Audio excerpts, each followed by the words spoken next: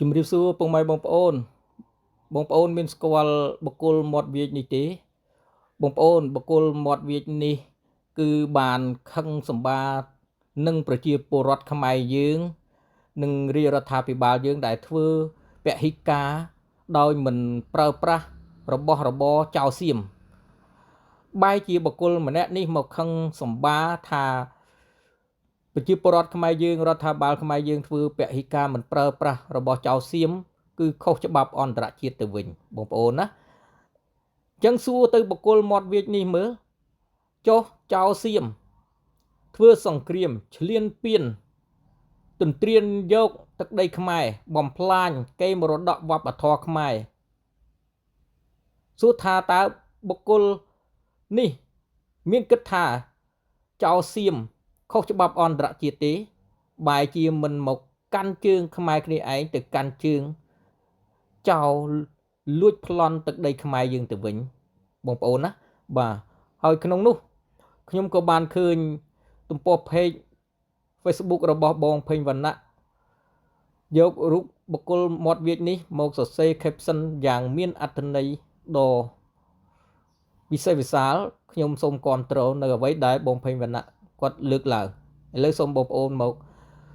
តាមដានស្ដាប់នៅការលើកឡើងរបស់បងភេងវណ្ណៈបាទខ្ញុំសូមអានសំណេរទាំងស្រុងរបស់បងភេងវណ្ណៈបាទអាថោកទាបម្នាក់នេះប្រឆាំងគ្រប់រឿងសូម្បីតែខ្មែរដែលរងការឈឺចាប់ពីចៅសៀមឈ្លានពាននាំគ្នាធ្វើពហិការផលិតផលសៀមក៏វាខឹងដែរអាថោកទាបមួយក្បាលនេះវាថាខ្មែរយើងនាំគ្នាធ្វើពហិការផលិតផលសៀមខុសច្បាប់ពាណិជ្ជកម្មពិភពលោកតែត្រង់សៀមលើកតបឈ្លានពានដីខ្មែរសម្លាប់កងទ័ពខ្មែរយើងប្រជាជនយើងបំផ្លិចបំផ្លាញប្រាសាទយើងវាសរសើរសៀមថាធ្វើត្រឹមត្រូវថោកទាបណាស់អាថោកទាបមួងណារ៉េតអូបកគលមួងណារ៉េតបកគលមាត់វាចបងប្អូនពុកម៉ែបាទអញ្ចឹងបងប្អូនពុកម៉ែនៅតែគាំទ្របកគលនេះទៀតឬបាទអញ្ចឹងពុកម៉ែបងប្អូនបានស្គាល់ច្បាស់ហើយបងភេងវណ្ណៈគឺជាបុគ្គលដ៏ល្បីល្បាញមួយដែលលោកតែងតែយកចិត្តទុកដាក់និងជួយយកអាសាដល់ប្រជាពលរដ្ឋខ្មែរយើងដែលជួបនៅរឿងអយុត្តិធម៌ជាច្រើនឃើញថាបងភេងវណ្ណៈគាត់តែងតែជួយដោះស្រាយដល់ប្រជាពលរដ្ឋខ្មែរយើងបាទមិនរើសអើងឡើយបងប្អូនណាអញ្ចឹងយើងកម្រមានណាបុគ្គលបែបដូច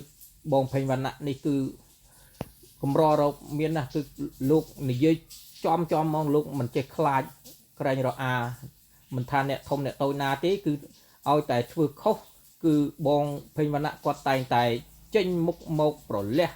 និងដោះស្រាយជូនដល់ប្រជាពលរដ្ឋយើង